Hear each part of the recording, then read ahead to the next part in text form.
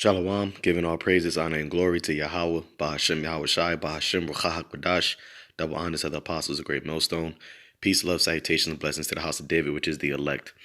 This is something, just a quick follow-up from the video I just did. This is actually, adding on to that video because I have mentioned how a coworker of mine was becoming depressed because Donald Trump is appearing to be losing the election. And I just seen this video right here entitled "With Election Results Still Coming In, Anxiety on the Rise." So it's just basically going in on how mental health is going to play a negative long-term effect on these Babylonians because of the election. All right. And also because a lot of people's social relations are becoming destroyed because they're on different sides of political parties, which all goes into, prophecy and scripture, which scripture tells you that Egyptian shall fight against Egyptian, neighbor against neighbor, city against city. All right. And also is written in Second Esdras that friends shall fight one another. All right. Basically because wit shall hide itself. And a lot of these people, they're losing their minds. All right. They're running out of wits, which, wits is short for, wisdom. Okay, and the Lord told us that we will be stable in these times, pursuant to Isaiah 33:6, because we have the wisdom, knowledge, and understanding of Yahweh Bashim Yahweh Shai. While this whole world, they're all captivated by the spirit of this world. The God of this world has blinded them. So they're seeing this whole thing crumble, and, they don't really know what to do. They're bugging out. Yahweh Shai said men's heart will fail them for fear. All right, so we're watching and witnessing all these things, man. And people are going to become more depressed, more anxious. All right, more, furious. All right, more desperate. So we are truly watching, all hell breaking loose, and people's minds are completely, they're losing grip of reality. All right, they're losing grip of what what sense of common sense, or what sense of social connections that they had, or whatever you want to call it. And people are just becoming barbaric. People they don't know what to do. They're through, don't know what to do and through.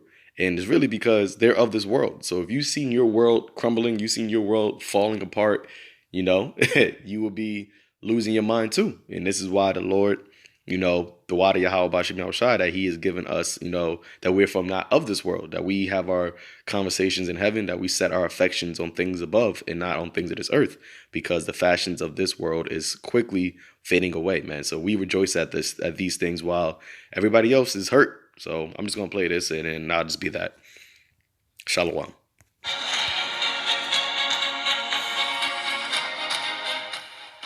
It's still unclear who will win the presidential election, and that continues to cause a lot of stress for voters across the country. Many even say politics has actually ruined close relationships. KCAL9's Christine Lazar has tips on what you can do to improve your post-election mental health.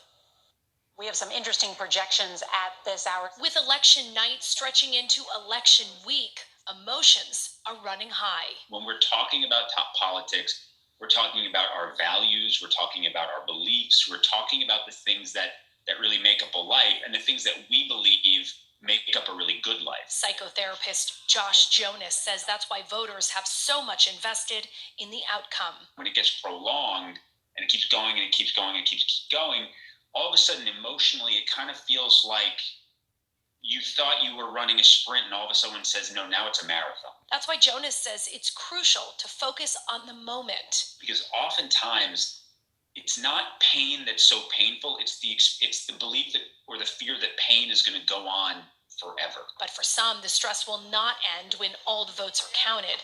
This week, a study by the Human Improvement Project looked at how relationships were impacted by political differences over the last year. And almost half of voters reported that they had weakened some of their closest relationships, and almost a quarter reported that they had lost some. And because these relationships are so closely tied to well-being, this data seems to indicate that public long-term well-being has taken a big hit. And 65% reported that they are less likely to pursue future relationships after learning about a person's political views. I think one thing to keep in mind is that each side is now largely dealing with a different set of quote, facts. When a winner and a loser is declared, Jonas says both sides have work to do. Winners shouldn't gloat, and those on the losing side need to allow themselves to grieve. Allowing those feelings to have their beginning, middle, and end is really how we stay away from depression. And experts agree that you have to take breaks from watching election coverage. Put down your phone and get up and move. Using your body is crucial to changing your emotional state. Christine Lazar, KCAL 9 News.